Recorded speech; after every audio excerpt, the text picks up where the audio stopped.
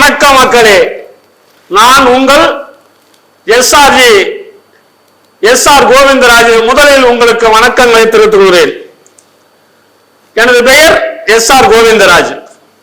நான் பிஎஸ்சி நிறுவனத்தில் 10 ஆண்டுகள் பணிபுரிந்து வந்தேன்.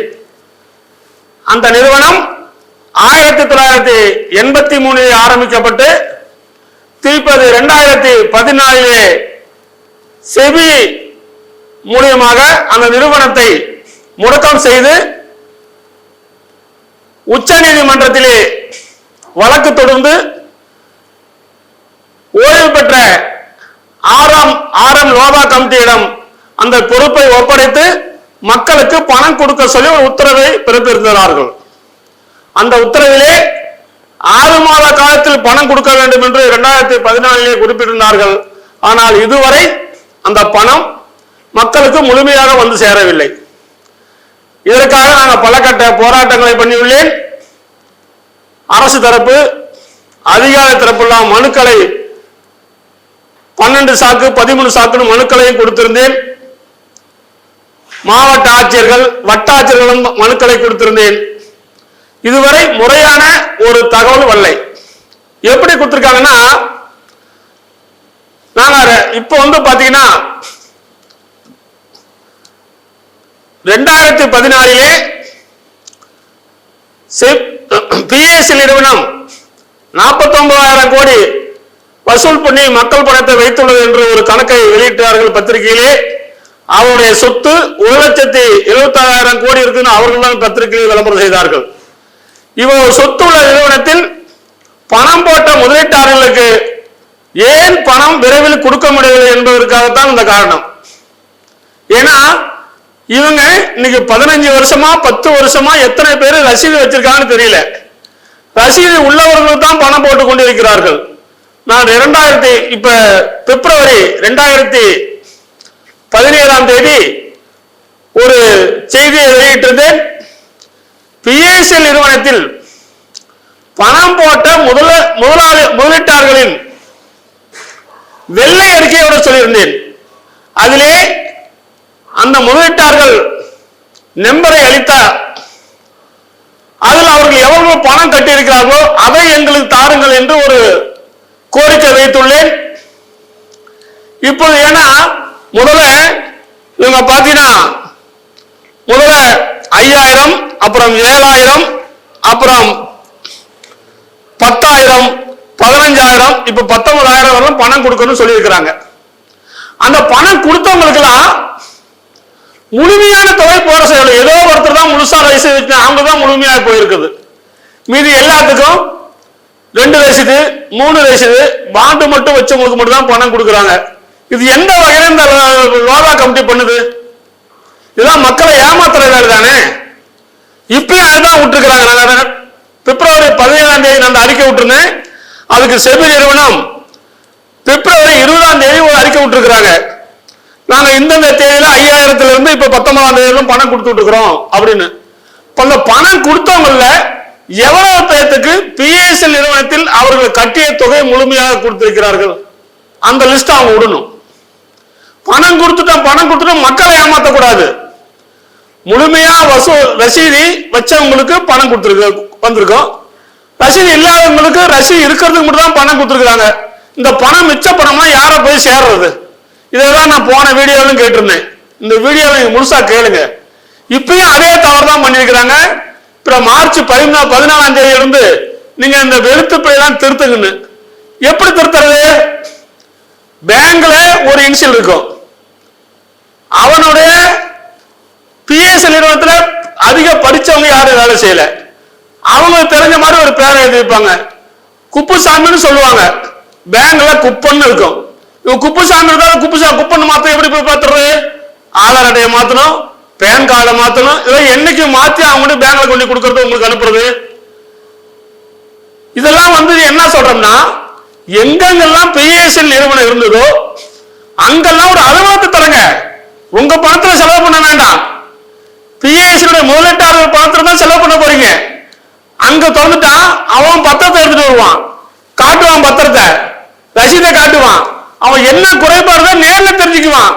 எங்கேயோ பம்பாயில உட்காந்துக்கிட்டு ஆன்லைன்ல பண்ணுங்க. ஆன்லைன்ல பண்ணினா கம்ப்யூட்டர் சென்டர்ல அந்த முதலீட்டாளர்லாம் தூக்கிட்டு நாயா பையா அலைஞ்சிட்டு இருக்கிறான். இந்த பணம்லாம் என்ன சும்மா விடுமா? பணம் போட்டு பணத்தையும் போட்டுட்டு இப்படி அவசரப்பட்டு இருக்கிறான். நான் ஒரே வீட்டுல 20 லட்சம் 30 லட்சம் தான் வாங்கிட்டு இருக்கேன். அவங்க போட்டவனும் செத்து போயிட்டான், வாரிசு செத்து போயிட்டான். இப்ப எப்படி இந்த பணத்தை வாங்குறது? இது ஒரு பிரச்சனை. உச்ச நீதிமன்றம் முதல்ல பணம் போட்டவனுக்கு பணம் கொடுக்காத, பிற்பாடு பணம் போட்டவனுக்கு பணம் கொடுக்க சொல்லி இருக்குது. நினைச்சு பாருங்க. ஏற்கனவே 2014 முன்னால பணத்தை போட்டுட்டு முடிஞ்சு பாண்டெல்லாம் கொடுத்துட்டு வெறும் சலான் தான் வச்சிருக்கிறான். அவனுக்கு எந்த ஒரு அறிவிப்புமே வரல. 2014 பிற்பாடு இருக்கிறவனுக்கு வச்சிருக்கிற பாண்டுக்கும் கையில் இருக்கிற ரசீதுக்கும் பணம் கொடுக்கறனா மிச்ச பணம் எங்க போகுது? பிஎஸ்சி நிறுவனத்தில் வேலை செய்ய ஏறத்தாழ 1 கோடி பேருக்கு மக்கமா நாங்கள் பணியாளர்லாம் வேலை செஞ்சிருப்போம். நாங்க 2500 ரூபாய் கூட டாக்ஸி கட்டிருக்கிறோம். இவ்வளவு டாக்ஸி கட்டிருக்கிற நாங்க எப்படி அரசாங்கத்துக்கு இப்போ 30 வருஷமா கணக்கு தெரியாத போச்சு? இன்னைக்கு எல்லாம் முடக்கிட்டு நிறைய பேர் செத்து போயிட்டான், நிறைய பேர் ஊரை விட்டு போயிட்டான். இந்த கொனாராவை செத்தம்லாம் வாரிசு அடிப்பில் எப்படி அந்த பணத்தை வாங்குறது? அதுக்கு ஒரு விளக்கத்தை கொடுக்கல. மக்களை ஏதாச்சும் கோரிக்கை வச்சாக்கா உடனே லோகா கமிட்டி என்ன போகுது, நான் இன்னும் பேருக்கு பணம் கொடுத்துருக்கிறேன், 5000 கொடுத்துருக்கிறேன், 7000 கொடுத்துருக்கிறேன், 10,000 கொடுத்துருக்கிறேன், 15,000 கொடுத்துருக்கேன், 19,000 பணம் தரேன்னு நிறைய இந்த யூடியூப் சேனல் நிறைய பிராடு பண்றானுங்க. நல்ல செய்தி வருகிறது போடுறான். 19,000 வந்து விட்டது, 17,000 வந்து அந்த அந்த மானங்கட்ட அந்த ஜென்மத்துக்கு சொல்றேன். அந்த 17,000 19,000 எத்தனை பேருக்கு முழுசா வந்திருக்குது? அந்த 17,000 கட்டினவன் பிஎஸ்சி நிறுவனத்துல கட்டிய அந்த பாலிசி நம்பர் அடிச்சு அதுல உள்ள பணம் போட்டிருக்காங்க. சொல்லணுமா இல்லையா? 2-3 யூடியூப் சேனலுக்காக இருக்கிறான். பணம் வந்து விட்டது, நல்ல செய்தி வந்தது. என்ன நல்ல செய்தி வந்தது? ரசீது இருக்கிறது தானே பணம் போட்டாங்க. ரசீது இல்லாத யாரு பணம் தருது? அதுல யூடியூப் சேனல் பார்க்கணுமா இல்லையா? அறிவு வேணாம் அப்படி சொல்லிவிட்டு யூடியூப்ல போட்டுறீங்க. பணம் போட்ட முதலீட்டாளர்லாம் இந்த ஏஜென்ட் வீட்டுல வந்து அவன் ஆட்டை பிடிக்கவும் மாட்டை பிடிக்கவும் வண்டியை பிடிக்கவும் அடிப்படி தராறு நடந்துட்டு இருக்குது. இதெல்லாம் நீங்க யூடியூப்ல பேச மாட்டீங்களா? யூடியூப் சேனல் நல்ல சேனல் சப்ஸ்கிரைப் பண்ணுங்கள். நல்ல செய்தி வருது. என்ன நல்ல செய்தி வருது? படிப்பறிவு இல்லாம அதிகமா பணம் போட்டிருக்கான். அதுல அவன் என்ன கம்ப்யூட்டர் சொல்லணும் அதுக்கு எல்லாம் பேசுங்களா? நீங்க ஒரு யூடியூப் சேனலுக்காக கூட பேசவில்லை. நாங்களாம் பணத்தை வாங்கி கட்டிவிட்டு வெக்கமா இருக்குது. நான் தூக்கு போட்டுட்டு செத்து போயிடலான்னு கூட இருக்கிறேன். ஏன்னா அந்த அளவுக்கு எனக்கு டார்ச்சர் இருக்குது. எல்லாம் ஒரே இந்த அரசியல்வாதிங்க மாதிரி ஆரம்பிச்சாங்க. இப்ப 10வது ஒரு விவசாய சங்கம் ஆரம்பிச்சு இந்த பணம் போட்ட முதலீட்டெல்லாம் முட்டாளாக்குறானுங்க. இப்ப ஓட்டு வாங்கறது கோசம் பிஎஸ்சி நிறுவனத்தில் பணம் மீட்டு தருவர்களுக்கு நான் வாக்களிக்கிறேன். எனக்கு அரசியலாவது எதுக்காக கொலை பண்றீங்களா? பணம் போட்ட முதலீட்டாளர்களுக்கு உச்ச நீதிமன்றம் தீர்ப்பு கொடுத்துச்சு. சொத்து இருக்குது, லோகா கமிட்டி முறையா பணம் போடுன்னு சொல்றதை கேட்கறத விட்டுட்டு விவசாய சங்கம்னு ஒண்ணு ஆரம்பிச்சுக்கிட்டு அதுல கொஞ்சம் பேர்த்த கூட்டிட்டு போய் அங்க கூட்டம் போட்டுக்கிட்டு பணம் மீட்டு தருபவர்களுக்கு வாக்களிக்கிறான். ஏன்னா பணம் போட்டோம்னா என்ன அரசியலுக்கா வந்திருக்கான்? இந்த பணத்தை எதுக்குலாம் பழகிறீங்களா? லோகா கமிட்டி உச்ச நீதிமன்றம் லோகா கமிட்டி இந்த மாதிரி பணத்தை போடல நீ போராட்டம் பண்ணணும். இந்த மாதிரி பணம் கொடுக்கல மத்திய மாநில அரசு கேட்கணும். மத்திய மாநில அரசு என்ன பண்ணுது? மத்திய மாநில அரசு கிட்ட பொதுவான விஷயத்தை பேசி பிஎஸ்சி பணம் போட்டவனுக்கெல்லாம் பிஎஸ்சி பாலிசி நம்பர் அடிச்சா அதுல உள்ள பணத்தை போடுங்க. பிஎஸ்சி எங்கெல்லாம் அலுவலகம் அங்க அலுவலகத்தை தரங்க. பேர் மாற்றம் பேர் திருத்தம்லாம் நிறைய தப்பு இருக்கும். நேரில் அவனுக்கு கொடுத்து பார்ப்பான். அதை பேச வக்கல்ல. ஏதாவது பணம் கொஞ்சம் எவன் கொடுத்தாலும் அதை வாங்கி வச்சுக்கிட்டு ஒரு கூட்டத்தை போட்டு மாநாடுன்னு போட்டு மாநகட்ட பொழப்ப எலெக்ஷன்ல போய் எலெக்ஷன் ஆக்குறீங்களா? நீங்களா எதுக்கு இந்த பொழப்பு? பணம் மீட்டு தருபவர்களுக்கு வாக்களிப்போம். அப்ப எவ்வளவு நாளா மீட்டு நாங்களா? நாங்க 14 வருஷம் போராடுறோம். 2014 நீங்க 10 வருஷம் போராடிட்டு இருக்கிறோம். இப்போ வந்துட்டு நீங்க வந்து எலெக்ஷனுக்கு ஓட்டு வாங்குறதுக்கு அரசியல் கட்சியில பொட்டி வாங்குறது இந்த பொறுப்பு நடத்திட்டு இருக்கீங்களா? நேரடியா பேசுங்க. இப்ப நான் பேசுறேன்ல, உனக்கு பில் இருந்தா விவசாய சங்கத்துக்கு தேர்தலுக்கு முன்னாடி பணம் போட்ட முதலீட்டாளர்களுக்கு பணம் வரவில்லை என்றால் தேர்தலில் நாங்கள் எம்பி பார்லிமெண்ட் நிற்போம். முதலீட்டாளர்கள்லாம் ஜெயிச்சிருக்கு. நாங்க பார்லிமெண்ட் பேசுறோம். அந்த வாக்குறுதி கொடுப்பாங்க. இப்ப நான் கொடுக்கறத நான் சொல்றேன்.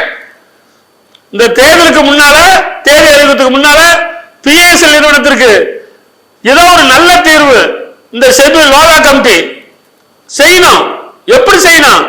அந்தந்த பிராஞ்ச் இருந்த இடத்துல அலுவலகம் திறக்கிற வாக்குறுதி கொடுக்கணும். பணம் கொடுக்கறது கூட 1 மாசம் 2 மாசம் முன்ன பண்ண கொடுங்க. பிராஞ்ச் இருக்கிற இடத்துல அலுவலகம் திறக்கிற உத்தரவாதம் ஆட்சி கொடுக்கணும். அந்த உத்தரவாதத்தை நாளையும் பப்ளிசிட்டி பண்ணணும்.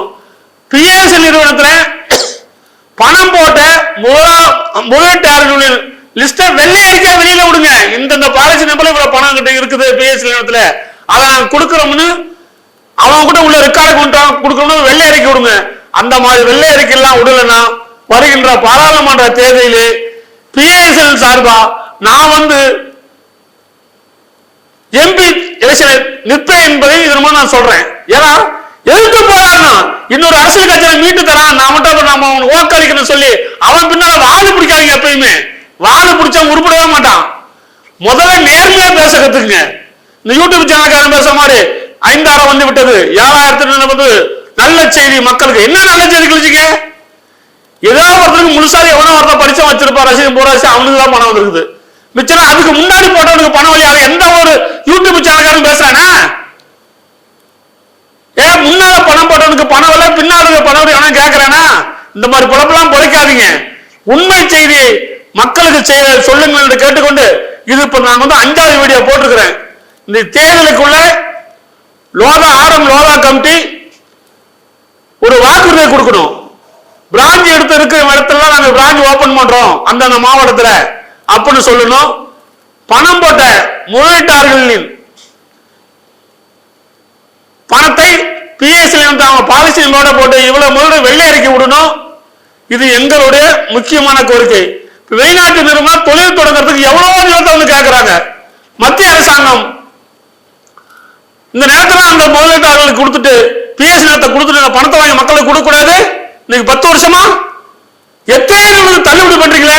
5000 தள்ளுபடி 1000 தள்ளுபடி. எனக்கு தள்ளுபடியா கேட்கிறோம். நான் போட்ட பணத்தாப்பா கேட்கிறோம். எங்க பணத்தை கொடுங்க.